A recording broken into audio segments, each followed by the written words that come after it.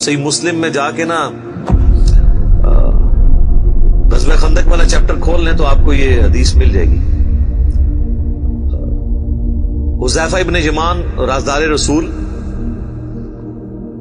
جو حضور علیہ السلام کے قریبی ساتھیوں میں سے بھی تھے، ان کے سامنے چند تابعین نے کہا کہ حضرت کتنے آپ خوش نصیب ہیں، حضور کا آپ نے دور پایا ہے، کاش ہم بھی اس زمانے میں ہوتے تو جس طرح آپ نے حضور کے ساتھ جنگیں کی، آپ کے ساتھ مل کے آپ نے دین کا کام کیا، ہم بھی کرتے۔ تو حضرت حذیفہ نے کہا یہ اتنا آسان کام نہیں ہے، اس طرح کے دعوے نہ کرو، آج یہ بات کرنا آسان ہے نا۔ تو نبی صلی اللہ علیہ وآلہ وسلم کے مبارک زمانے میں انہوں نے کہا میں تمہیں ایک واقعہ صرف سناتا ہوں کہ غزوہ خندق کے موقع پہ سخت سردیوں کی رات تھی، تو حضور علیہ السلام نے ندا دی اصحاب میں کہ کون ہے جو جا کے کافروں کی جاسوسی کرے ایک سخت رات کے اندر اور جنت میں اللہ کے نبی کا پڑوس حاصل کر لے۔ اللہ اکبر، سبحان اللہ، اوتے کو نہیں کھلوتا۔ دوسری دفعہ آپ نے اناؤنسمنٹ کی، کوئی نہیں کھڑا ہوا۔ تیسری دفعہ اناؤنسمنٹ کی، کوئی نہیں کھڑا ہوا۔ سب یہی کہتے خود ہی حضور کسی کی ڈیوٹی لگا دیں، اتنی سخت سردیاں، اور پھر کافروں کے تیروں کا اندیشہ بھی تھا، حتیٰ کہ بخاری مسلم میں آتا ہے کہ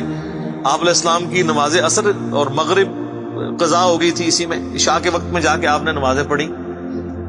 کیونکہ وہ سامنے سے تیر آتے تھے۔ تو ظاہر ہے جو رات کو اگر یہاں سے کوئی جاسوسی کے لیے جاتا تو وہاں بھی تو ان کے ایجنٹ کھڑے ہوئے تھے۔ تو 3 دفعہ آپ نے اناؤنسمنٹ کی، چوتھی دفعہ آپ نے فرمایا حذیفہ، تو حضرت حذیفہ کہتے ہیں میں نے دل میں سوچا لو جی اب میں مارا گیا، میری ڈیوٹی لگ گئی۔ اچھا یہ ان کی سچائی تھی، انہوں نے بتا دیا۔ یہاں تو لوگ ایکٹنگ کرتے ہیں نا جی، میں تو آج تک جناب میں تو گل منہ تے کرنا، آج تک کسی بندے نو سنا ہے جو جھوٹے دے جھوٹے نو بھی وہ کہے کہ میں پیچھے گل کرنا، تکیہ کلام ہے کرتے رہو، میں تو منہ تے گل سیدھی کری دی جی۔ اچھا تو حضرت حذیفہ کہتے ہیں کہ حضور نے جب بلایا تو مجھے کہا جاؤ، ان کا میں تو پھر اب انکار تو نہیں کر سکتا تھا، تو حکم آ گیا۔ پہلے تو ایک آپشن بھی تھا بچنے کا، کہتے میں اپنی جگہ سے اٹھا اور میں دل میں سوچ رہا تھا کتنی ٹھنڈ بار، اور اس حالت میں جاؤں گا۔ کہتے ہیں اللہ کی قسم جب میں اپنی جگہ سے اٹھا مجھے یوں لگا مجھے کسی نے نا کوئی کمبل اڑا دیا نہ نظر آنے والا، اور میں ایک گرم حمام میں داخل ہو گیا ہوں، یہ معجزہ ظاہر ہوا۔ اور کہتے ہیں میں سخت سردیوں کی رات میں اسی طریقے سے باہر چلا گیا،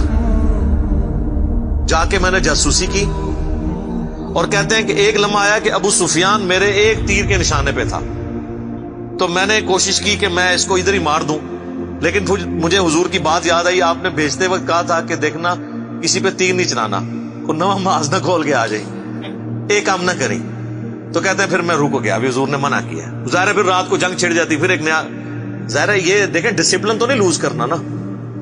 جو لیڈر ہے اس کے اس مشورے کو لے کے چلنا ہوتا ہے جس طرح وہ کہتا ہے۔ کہتے ہیں میں خیر واپس آیا، کہتے ہیں جیسے میں حضور کی مجلس میں داخل ہوا تو یہ تھرو آؤٹ ایک نہ نظر آنے والا ایک گرمائش والا کمبل جو نظر نہیں آ رہا تھا، جس سے مجھے ٹھنڈ نہیں لگ رہی تھی۔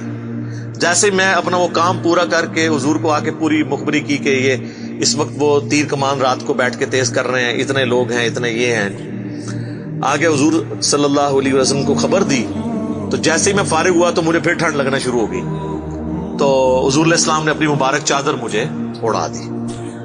تو یہ وہ پوری حدیث ہے تیرے ہوتے جنم لیا ہوتا۔ تو یہ کہنا آسان ہے میرے بھائی، بڑا مشکل ہے۔ یہ غزوہ احد میں بھی یہ وہی لوگ تھے جنہوں نے حضور کے ہوتے ہوئے جنم لیا تھا، لیکن دیکھ لیں 700 میں سے صرف 80 بندے حضور کے ساتھ رہ گئے تھے، اور جب بھگدڑ مچی اس وقت تو 80 بھی نہیں تھے، 12 تھے۔